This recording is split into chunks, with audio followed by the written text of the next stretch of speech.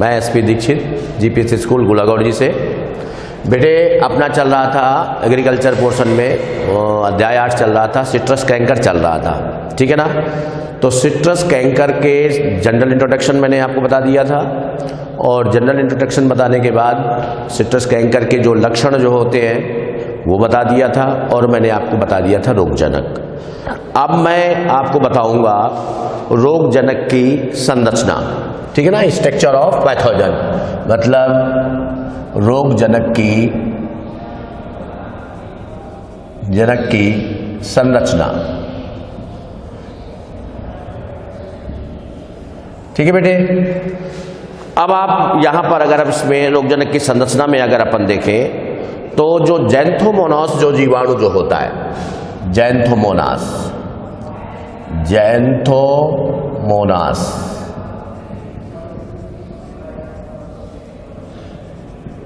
ये छोटा होता है और दंडाकार, समझ में आ रहा है, रॉड शेप्ड आप बोल सकते हो, ठीक है ना।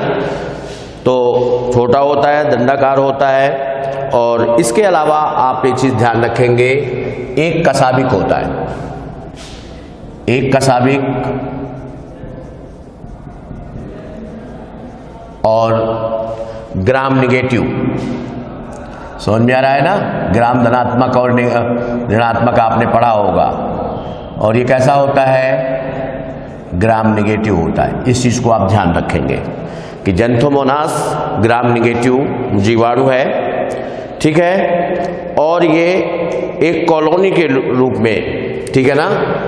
जब ये समूह के रूप में होगा या कॉलोनी के रूप में होगा तो इसकी कॉलोनी चमकीले पीले रंग की होगी, समझ में आ रहा है बेटे, चमकीले पीले रंग की अपन बोलेंगे इसकी कॉलोनी होती है, समझ में आया।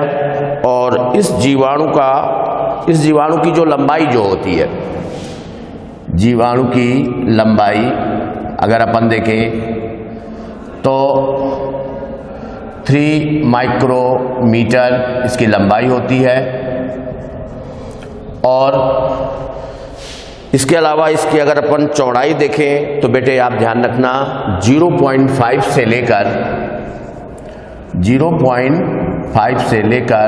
1.5 माइक्रोमीटर इसकी क्या होती है बेटे, ये चौड़ाई होती है, ठीक है।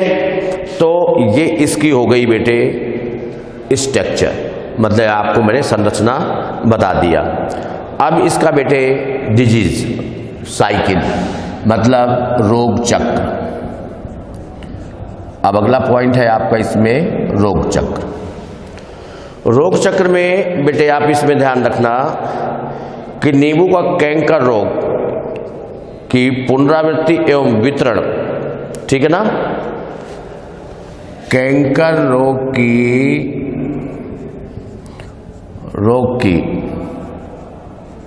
पुनरावृत्ति एवं वितरण, ठीक है, पुनरावृत्ति एवं वितरण रोगग्रस्त पादपों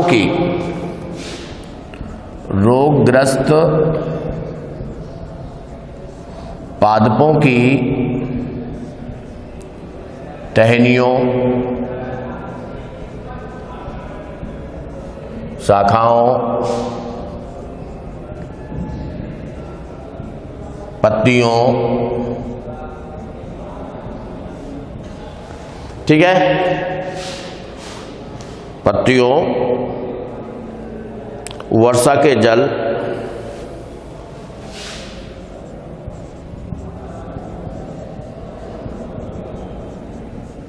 नमी, पत्ती सुरंगक कीट,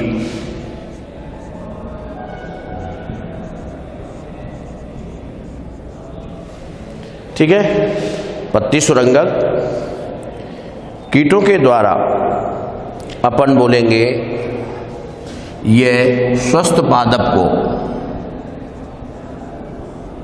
स्वस्थ पादप को संक्रमित करता है। ठीक है बेटे, स्वस्थ पादप को क्या करता है, ये संक्रमित करता है। इसके साथ साथ आप ध्यान रखें, ये जो है ये जीवाणु, ध्यान रखें, जो जैंथोमोनास जो जीवाणु जो होता है, जैंथोमोनास जीवाणु, ये अपन बोलेंगे रंध्रों के माध्यम से, रंध्रों के माध्यम से प्रवेश करता है। ठीक है, और ऊतकों में जाकर, ठीक है, कहां पर पहुंच जाता है, टिश्यूज में पहुंच जाता है, ऊतकों में पहुंचकर गुणन की प्रक्रिया करता है, गुणन करता है। अर्थात इसको अगर अपन देखें तो ये वहां पर पहुंचकर अपनी संख्या में क्या करता है बेटे, अपनी संख्या में वृद्धि करता है, और ये अपन बोलेंगे वहां पर तेजी से फैलता है। तो ये हो गया बेटे आपका रोग चक्र, समझ में आ गया। अब है इसका अपन देखेंगे प्रबंधन। क्लियर? अब प्रबंधन देख लो आप इसका, मैनेजमेंट जिसको अपन बोलते हैं इंग्लिश में। अब देखो आप प्रबंधन में आपको पता है, सबसे पहले सस्य प्रबंधन देखेंगे। प्रबंधन, इसमें सबसे पहले है आपका सस्य प्रबंधन। सस्य प्रबंधन में आप ध्यान रखें, इसकी अपन बोलेंगे संक्रमित पादप की, संक्रमित पादप की कटाई छटाई करना चाहिए। संक्रमित भाग की कटाई छटाई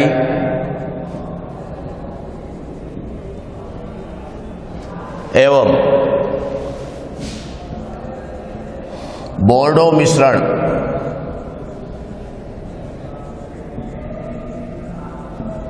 %1 का छिड़काव करना चाहिए। विलेन बनाकर इसका क्या करना चाहिए, छिड़काव। ठीक है, इससे अपन बोलेंगे बचा जा सकता है। ठीक है, इसके अलावा दूसरा रोग रहित पादपों का स्टॉक, जो स्टेम जो होता है, उपयोग करना चाहिए, उपयोग करना चाहिए।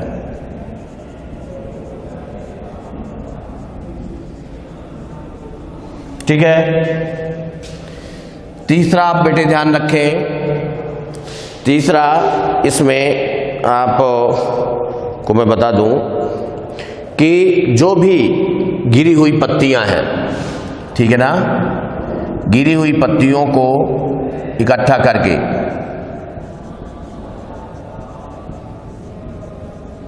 पत्तियों को इकट्ठा करके जला देना चाहिए। समझ में आ रहा है? इसको इकट्ठा करके क्या करना चाहिए, जला देना चाहिए। और मैं आपको बता दूं, इसमें जो आप नर्सरी बनाते हैं, जहां पर पेड़ लगाते हैं, तो नर्सरी ऊंचाई वाले स्थान में होना चाहिए, ऊंचाई वाले स्थान में होना चाहिए। क्लियर? ये तो आपका हो गया सस्य प्रबंधन। अब इसके बाद है आपका जैविक प्रबंधन। दूसरा पॉइंट है जैविक प्रबंधन।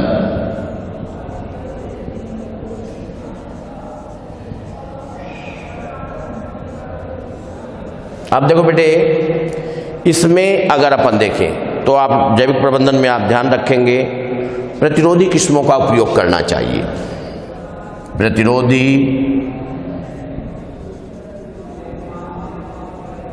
किस्मों का उपयोग करें।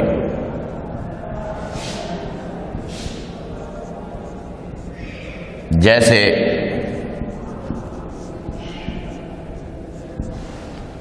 इसकी जो प्रतिरोधी किस्में हैं वो मैं आपको बता देता हूं। प्रतिरोधी किस्मों में जैसे आपका कागजी नींबू, इसके अलावा SN2, समझ में आ रहा है ना, SN2, शंकर 2 और शंकर 4, SN2, शंकर 2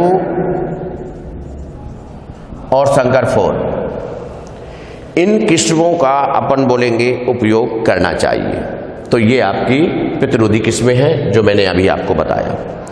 अब इसके बाद बेटे आपका लास्ट है इसमें, अब है रासायनिक प्रबंधन। इसी क्रम में अगर अपन देखें तो ये अब आपका कौन सा रह गया लास्ट, रासायनिक प्रबंधन। तो रासायनिक प्रबंधन आप देख लीजिए। तीसरा है रासायनिक प्रबंधन। अब देखो बेटे, रासायनिक प्रबंधन में अगर अपन देखें तो आप यहां पर ध्यान रखना, बोडो मिश्रण मतलब पादपों पर, संक्रमित पादपों पर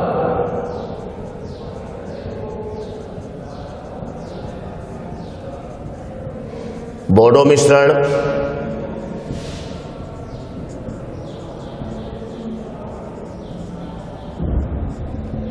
%, ठीक है, बोडो मिश्रण 1%, और इसके अलावा लाइम सल्फर,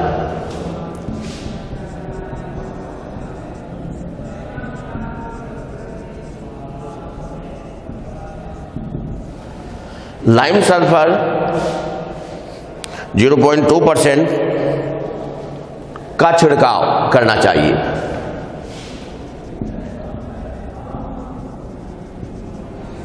का छिड़काव इसमें अपन बोल सकते हैं कि 3 माह की अवधि, 3 माह की अवधि के अंदर इसका अपन बोलेंगे ये छिड़काव करना चाहिए। ठीक है बेटे। दूसरा आप ध्यान रखें, स्ट्रेप्टोसाइक्लिन,